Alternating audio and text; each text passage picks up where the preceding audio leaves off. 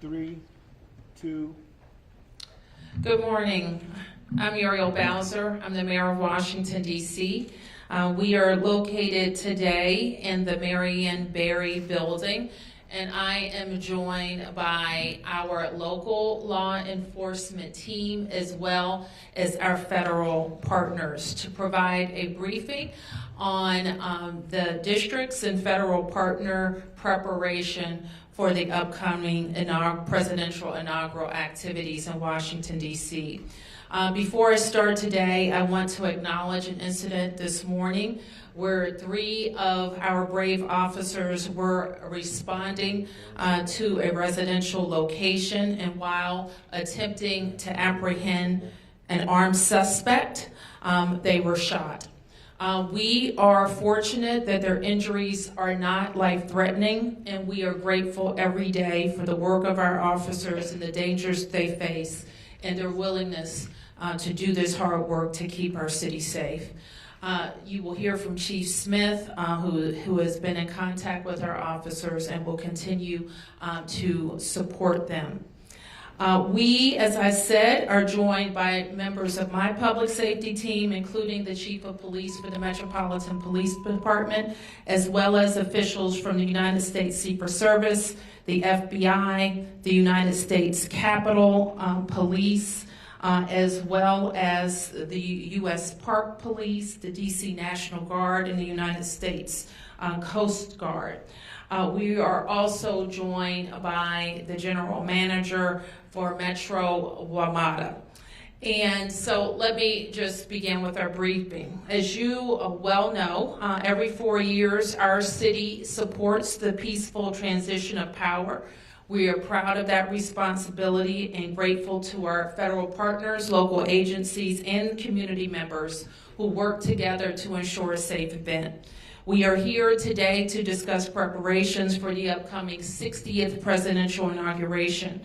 And the Secret Service, while the Secret Service is leading the security effort, the district is working closely with the Secret Service and other federal partners. I want to recognize all of the teams for their work around the 2 national special security events of last week, including the certification of electoral votes on January 6th, as well as President Carter's funeral. So in addition to the public safety personnel who ensured the seamless processions through our city and that the nation's work was done, I want to acknowledge our other great team at the Department of Public Works and the Department of Transportation who ensured that the snow was cleared and the city was safe. For residents and businesses, most of the impact of the inauguration will be felt in the area directly around the National Mall, the United States Capitol, the Convention Center, and around Union Station.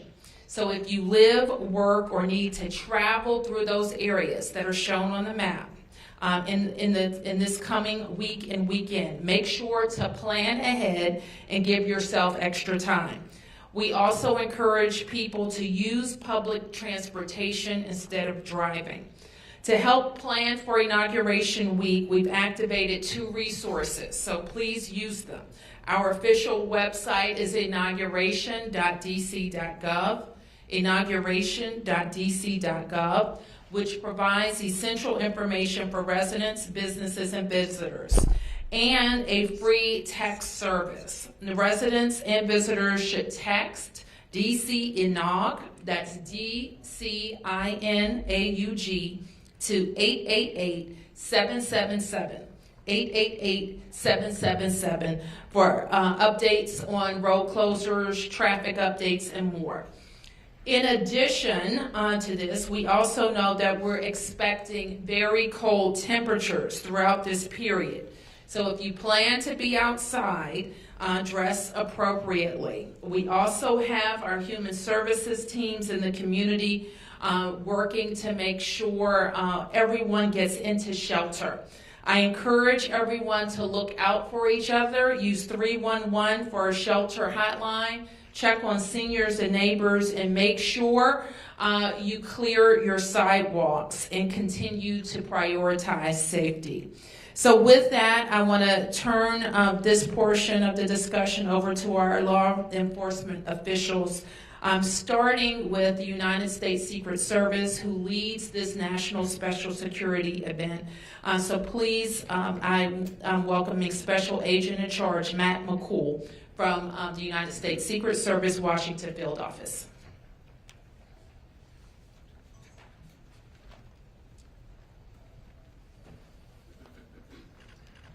Thank you, Muriel Bowser, for your introduction.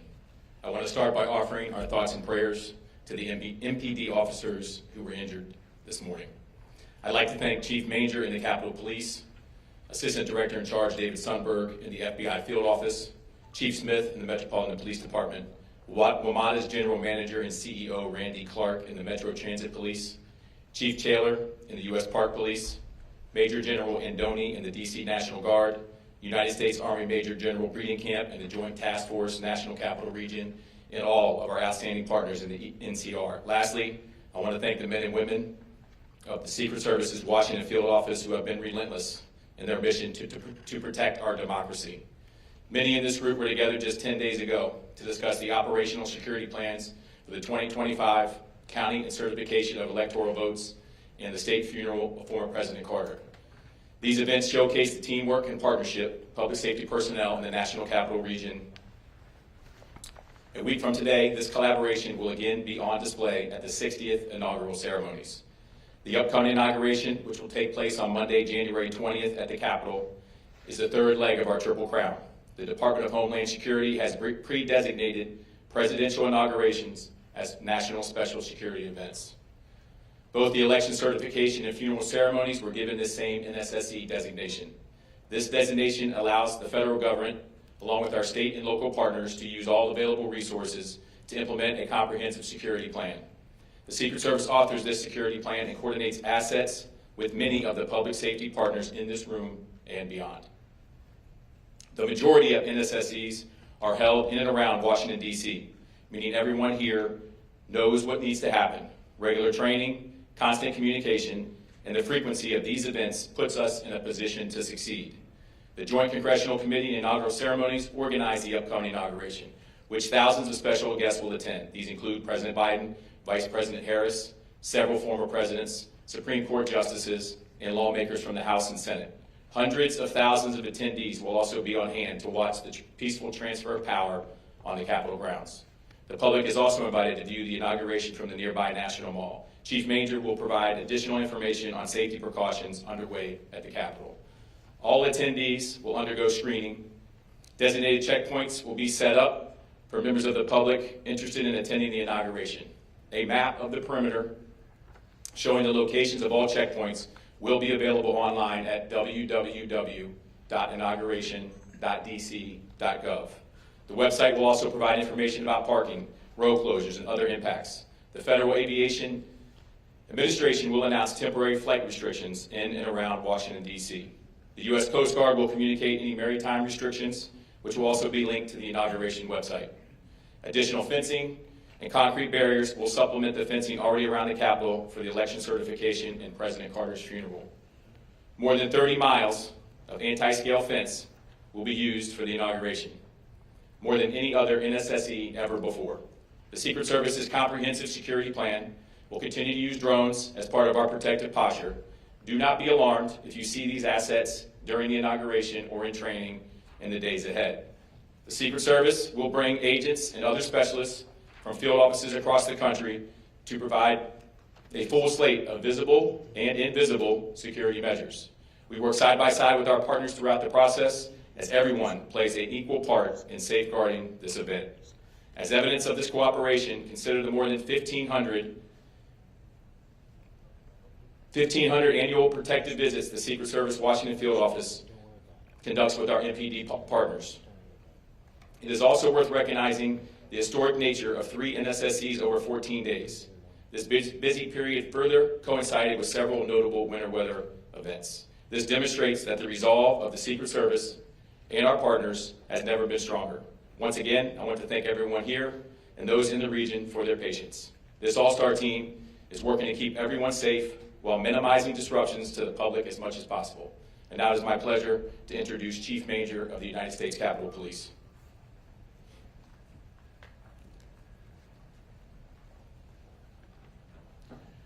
Thank you, Matt.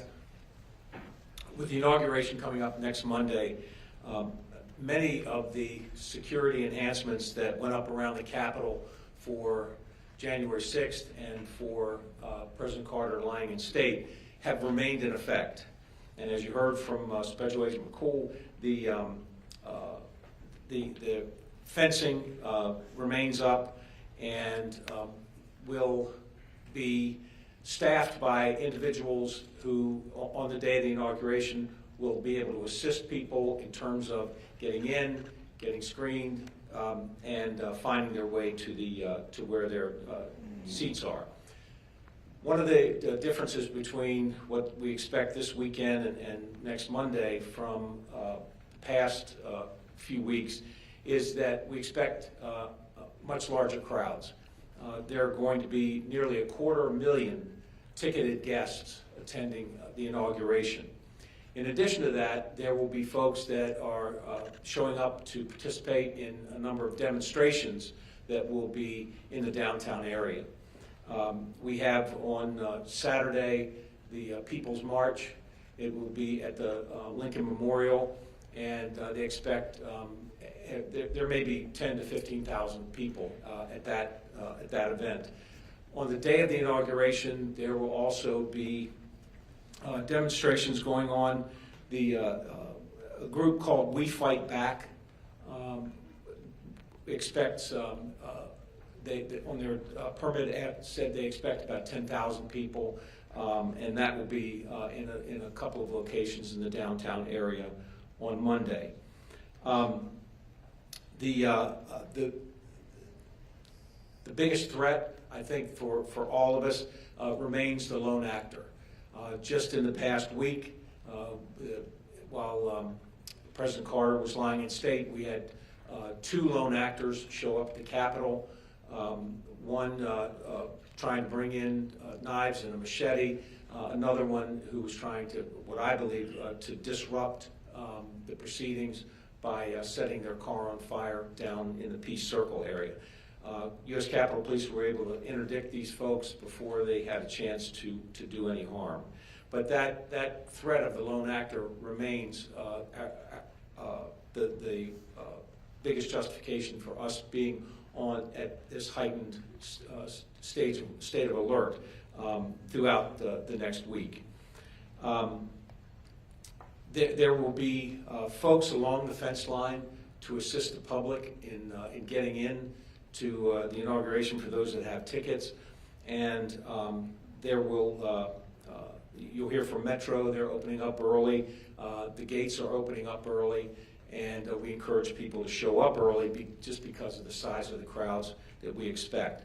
And I'll close by saying that while we have around 250,000 ticketed guests for the inauguration, there are ticket scams that are ongoing, and people should be aware of the fact that there are these scams going on. So before anybody buys a ticket, make sure that you're getting a ticket from a reliable source, which at this point is mostly a member of Congress or someone who is in a position to be able to have the legitimate tickets.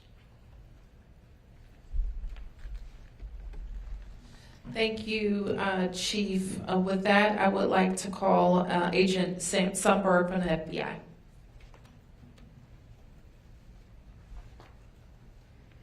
Thank you, Madam Mayor. Good morning, I'm Dave Sundberg, Assistant Director in charge of the FBI's Washington Field Office, and I appreciate this opportunity to be here today to discuss the FBI's partnership with both federal and local agencies to prepare for the 60th presidential inauguration. For this event, the FBI has lead federal law enforcement responsibility for crisis management, counterterrorism, and intelligence analysis. For the inauguration, the FBI will operate 2 command posts, one at the Washington Field Office and one at FBI Headquarters. These command posts serve as central hubs for employees to analyze intelligence, assess potential threats, coordinate investigations, and surge resources as needed. They will be running throughout the NSSE period. We are not currently tracking any specific or credible threats to the inaugural ceremony or to the Capitol complex. We will continue to work closely with our partners to share information and identify and disrupt any threats that may emerge. As always, we remind the public to remain vigilant and report suspicious activity to law enforcement. We look forward to working with our partners to ensure that these events are held safely. It's my pleasure to introduce Metropolitan Police Department Chief Pamela Smith.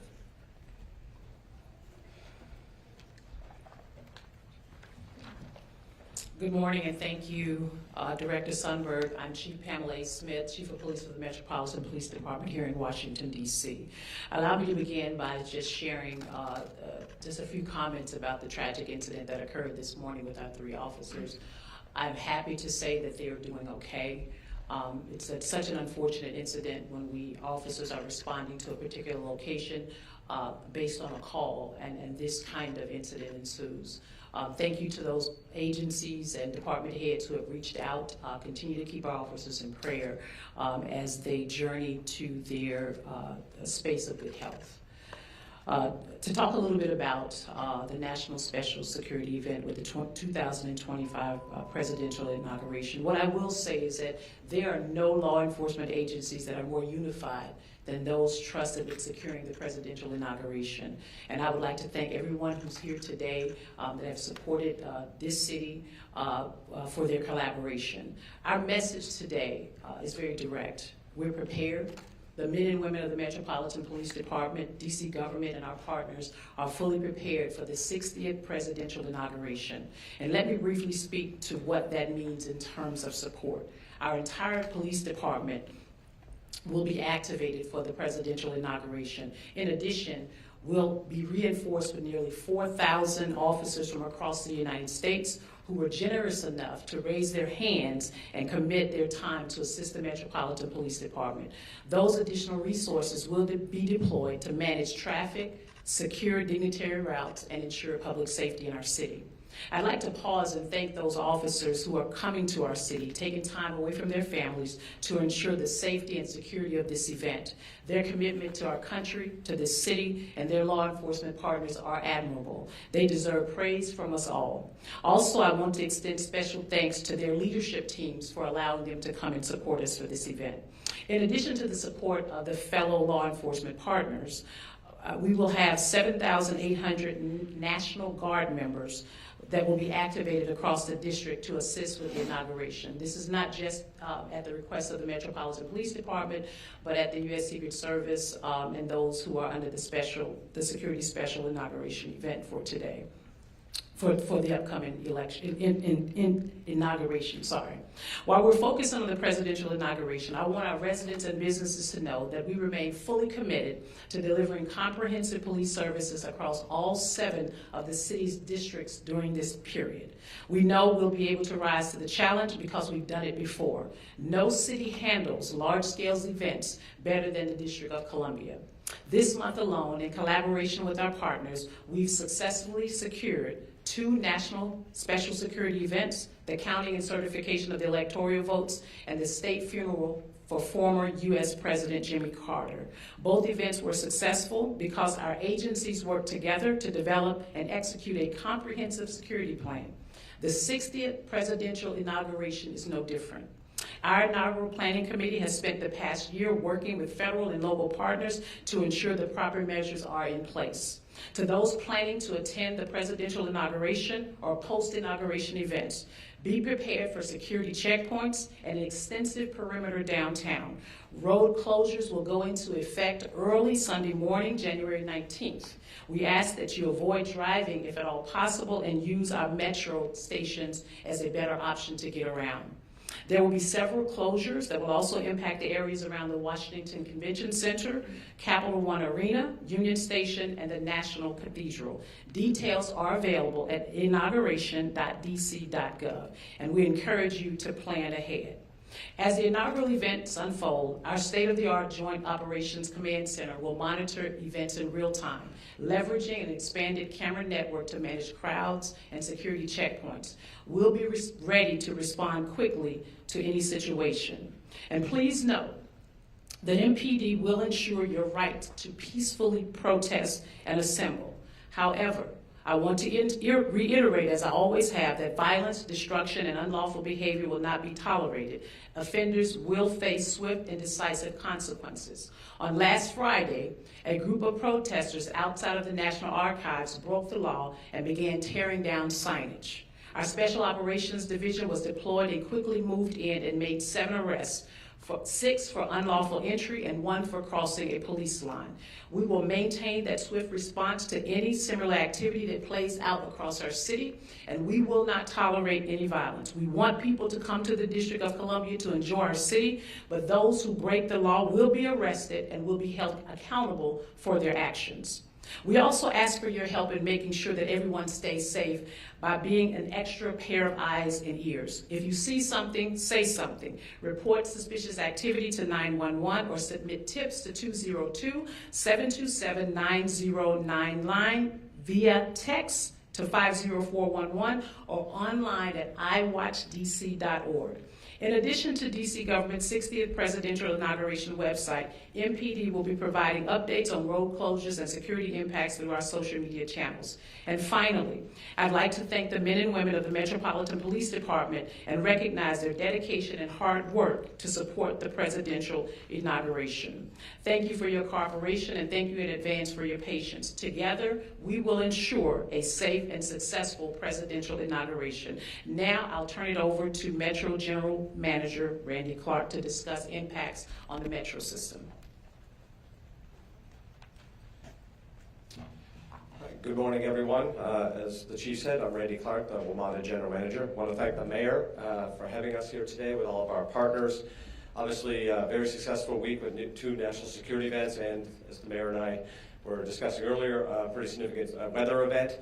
And I think these partnerships demonstrate everyone working together got us through that, and we look forward to doing that again for the upcoming inauguration.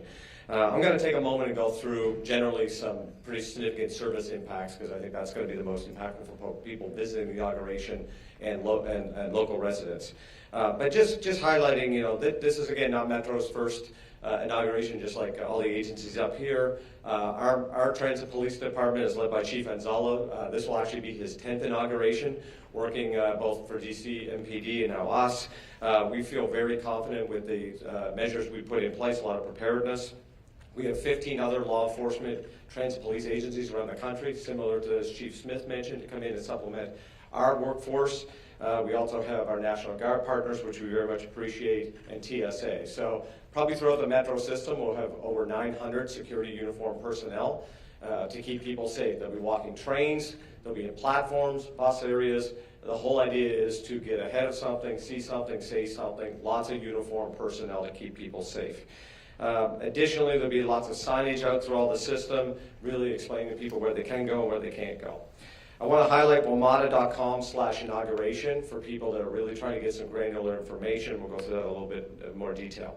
So as Chief Manger said, we did get a request from the Secret Service and the Capitol Police, and we were going to be opening the Metro Rail system at 4 a.m. the day of inauguration to help with crowds. We will have increased service throughout the day as well. On the red line, we expect 4-minute frequency all day long, 8 minutes on all the other lines, and the yellow line we're going to extend to Greenbelt, so we can really connect Virginia, Maryland, and DC all together on those lines. There are some significant station closures, though, at the request of Secret Service as well. McPherson Square Station, Federal Triangle, and Smithsonian, those are on the blue, orange, and silver lines. They will all be closed. The green, yellow lines, we're going to have Mount Vernon Square and Archive stations closed. Now, we are going to run service through those stations. That just means people will not be able to enter or exit those stations. We will be running trains through those stations. There are some additional station closures and entrance closures at other times, specifically Farragut West. Half the station will be open, but we will have entrance open. At Metro Center, the same thing. Gallery Place, Judiciary Square, and then Union Station. So there's obviously other events outside of inauguration going on. Again, WMATA.com/inauguration for those specific things. We'll also be posting everything on social media, and we encourage people to follow Metro Pulse. So significant amount of rail impacts throughout the multi-day process. We also have 41 bus detours throughout the whole downtown area. I think it's fair to say if you have to go downtown, like the mayor said, please prepare and try to find alternatives as best as you possibly can. A couple other quick highlights we're going to do. We encourage people to pay with either a Smart Trip card or on your phone. You can just tap your Apple Pay and go. The other thing is we are coming out with our inaugural commemorative Smart Trip card with President Trump on it. It's going to be available at 16 stations, and I believe we're posting those at stations on January 15th. Lastly, I just want to thank all the Metro staff, and just like every other leader up here. This is an incredible partnership. I've been in multiple cities doing a lot of events. There's nothing better than how it's done here in the National Capital Region. But the men and women at Metro have been working nonstop for over a week, dealing with 2 snow events, 2 national security events, and just running regular service. So just want to take a moment and recognize all their hard work, and thank you. Thank you, Mayor. Thank you. I also want to recognize that I've been joined by the city administrator for the district, Kevin Donahue, the director of DC Homeland Security, Clint Osborne, and the deputy mayor for public safety and justice, Lindsay Apia. So with that, we'll take a few questions. Yes, please introduce yourself. And I think you have a microphone coming.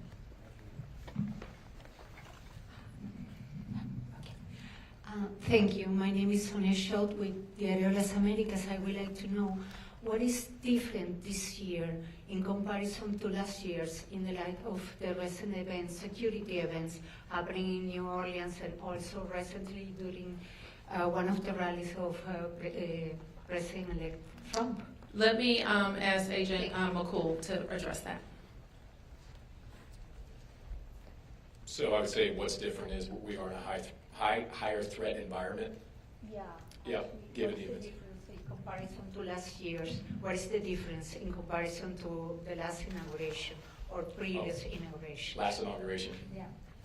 I would say we have a slightly more robust security plan. We've been planning for this event for 12 months, along with our partners. It's an ever-changing threat environment, and so we stay flexible. If we see that, hey, we need to shore this particular checkpoint up, we do that. So what's different? We've learned. This is our 5th NSSE this year in the Washington field office. We've done 83 NSSEs. Each one we take a look at, and if there's areas where we need to improve, we do it. But what I can tell you is that we are 100% confident in the plan that we have put in place for this inauguration, that the public and our protectees will be safe. And can you give a number of people who are going to be put in place in order to law enforcement agents? So there'll be approximately 25,000 law enforcement and military personnel on site to secure the event. Yes. Thank you very much. Gabriella Border with Reuters. Do you have an estimate on how many people are going to be coming into town between Saturday's demonstration and Monday's inauguration? And do you have any idea how many residents are going to be leaving town during that period? I don't know how many residents are going to be leaving town. It is a holiday weekend, so I would expect that it will be similar numbers of personal travel on that weekend. So let me just ask the chief to speak to any other estimates from the permits that we have on hand. And Chief Major spoke to a number that he's aware of ticketed event totals. But beyond that, we don't get in the business of estimating how many people. We look at the data that we have for people who have tickets and the like. So, Chief. And so we do have on January 20th approximately about 12 First Amendment activities. One in particular on the 19th is the People's March, which we have an estimate of about, initially the permit said about 50,000 people. I think as of today, we're looking at about maybe 25,000 or less. We will be prepared. We've dealt with this group size before during the last inauguration. I think it was called the Women's March at that time, and now it's the People's March. And we will be prepared. And that's the largest event with respect to numbers of people coming into the city. Again, we don't have numbers, but we will be prepared to address any large groups that come to our city. Between the People's March and the large crowds of Trump supporters that are going to be coming into the city, are you aware of any counter-protests or potential for tension between these groups of people, and what measures specifically are you taking to ensure that everyone can voice their thoughts safely in a very politically volatile weekend? Well, as I've stated before, we want people to come and voice their opinion safely. We have our civil disturbance unit. Every team will be activated here across the city. As I stated before, we have approximately 4,000 law enforcement officers who are providing support here in the city. And we also have the opportunity, we have the Council of Government, where we are an association of police chiefs in this region. So if there's any support that we need, we know how to break glass and ask for those resources in a very quick and swift manner. Any other questions? Yes. You said that. Oh, here we go. Mm-hmm. Thank you. Nathan Worcester, Epic Times. You mentioned that there was no specific or credible threats, and you mentioned, Chief Major, that there was more of a concern with a potential lone actor. Are there any indications that there could be groups similar to the ones who showed up at the DNC this summer and refused to disperse, leading to dozens of arrests?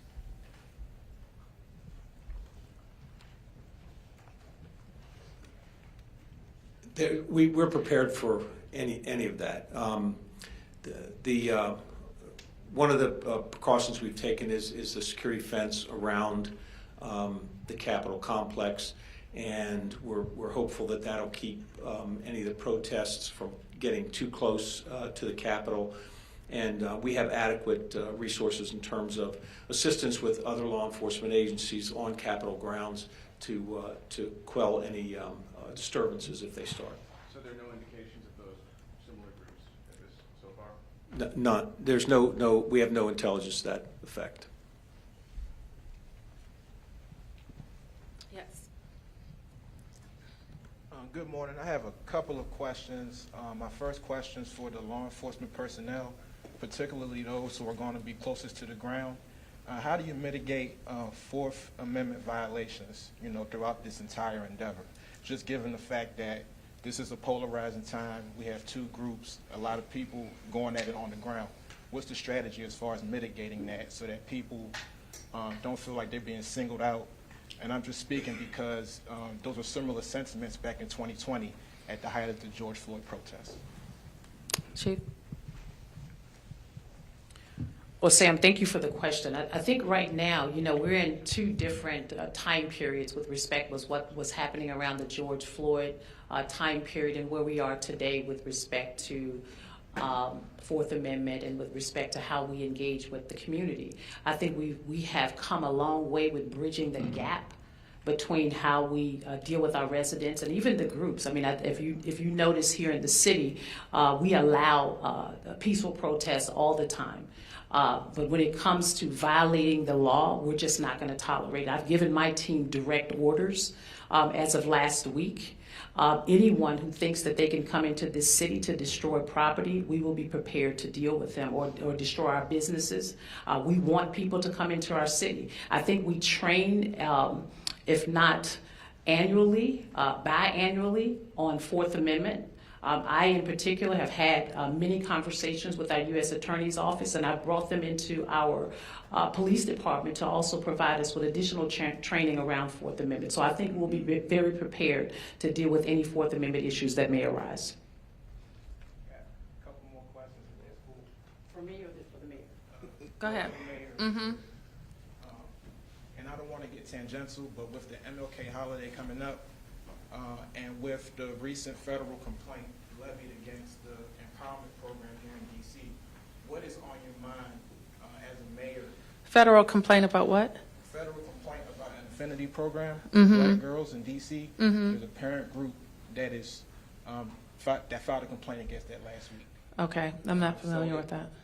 No problem. Mhm. But it's in line with the DEI pushback that's been happening over the last couple of years. Mhm. And seeing as though we're celebrating Dr. King's birth, and you as a black female mayor are a beneficiary of what he has accomplished, what is on your mind coming into this time where Trump is coming into office and we have the GOP targeting programs that are meant to protect our black and our affinity groups? Well, there's a lot on my mind, but right now we're focused on a peaceful transition of power and the district working with federal law enforcement partners to ensure that that happens.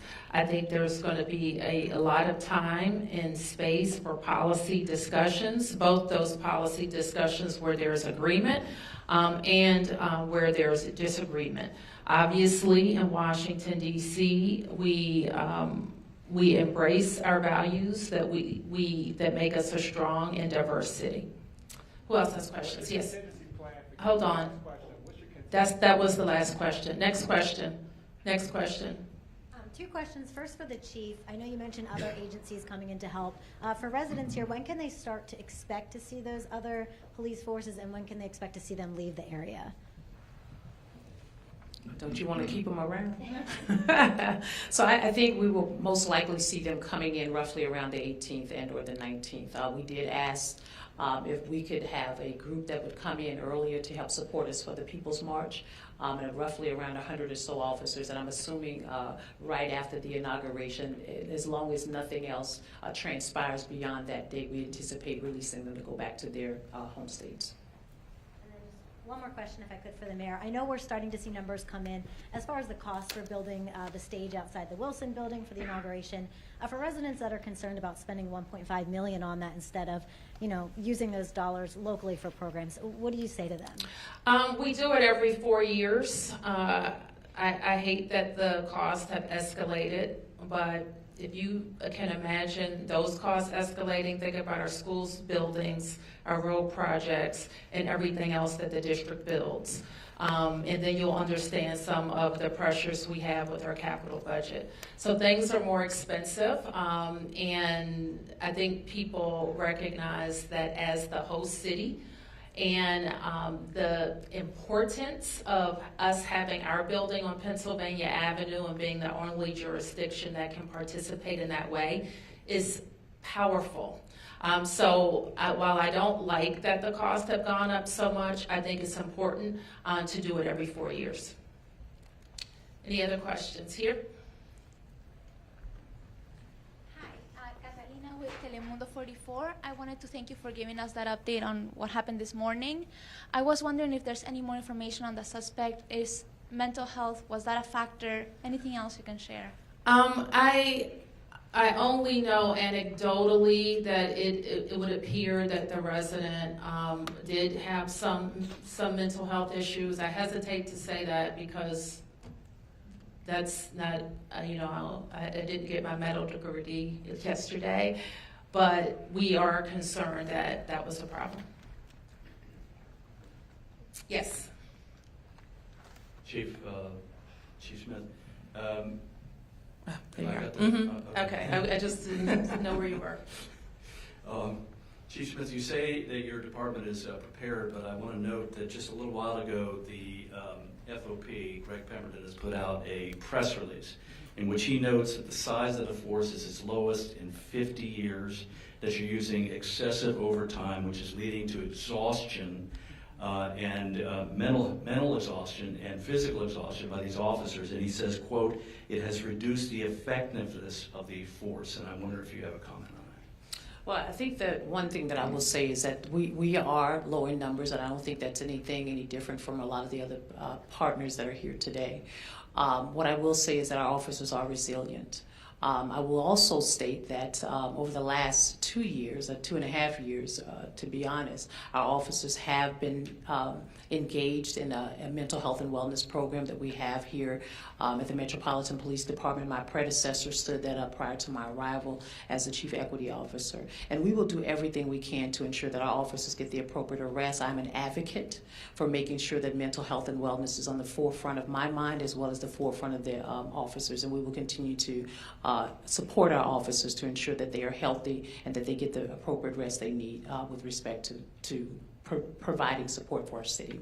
But if I have one follow-up, the size of the force is I mean, 4 years ago, you probably would have had 3,700 to 3,800 officers 4 years ago. You're down below 3,200.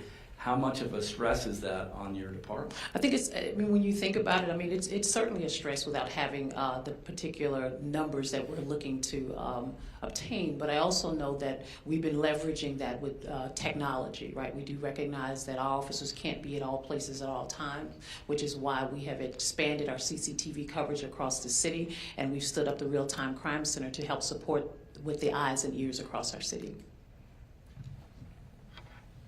So this would be a good time to mention to all the young people looking at how you can serve your country. MPD is hiring, as is, I think, every agency here.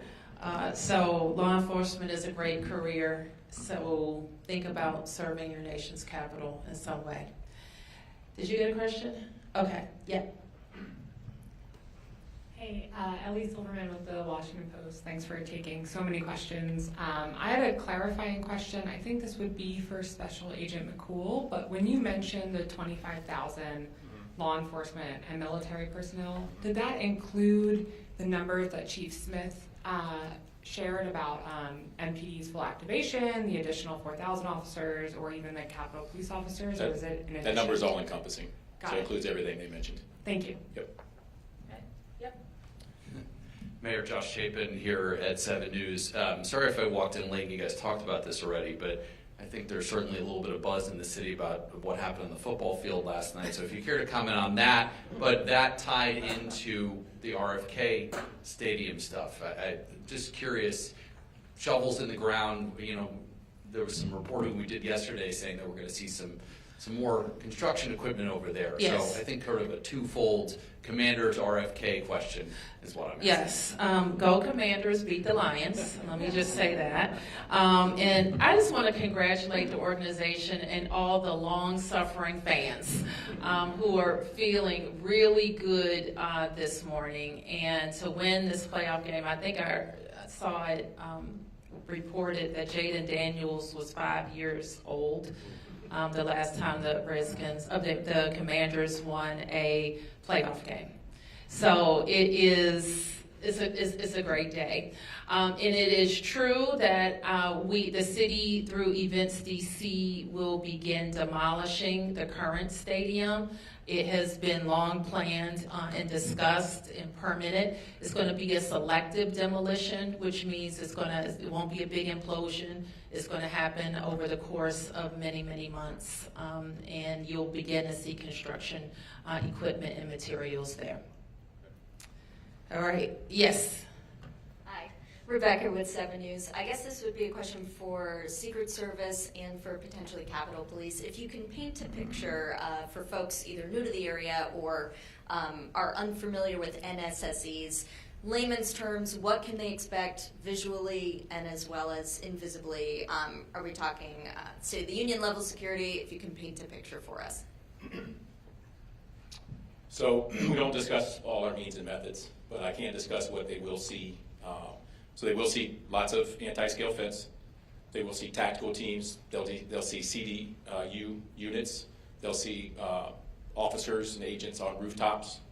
They'll see checkpoints. They'll see road closures and barriers and concrete.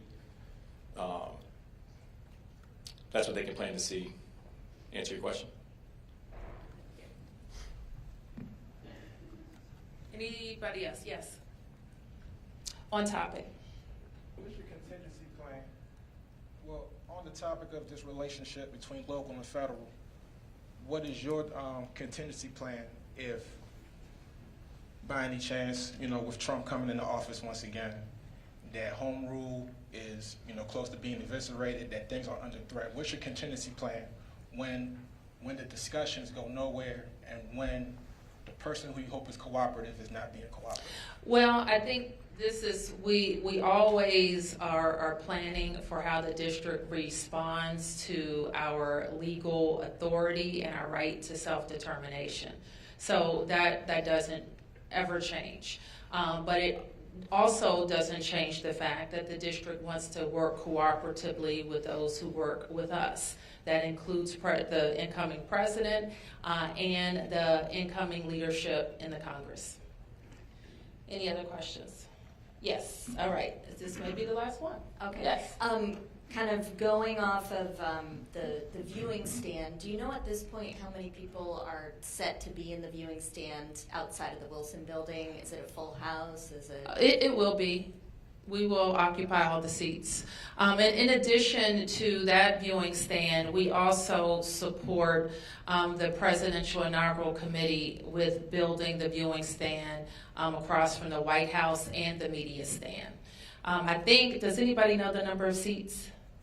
I want to say it's probably like 50 or something like that. It may be more, 50 to 60, I don't know.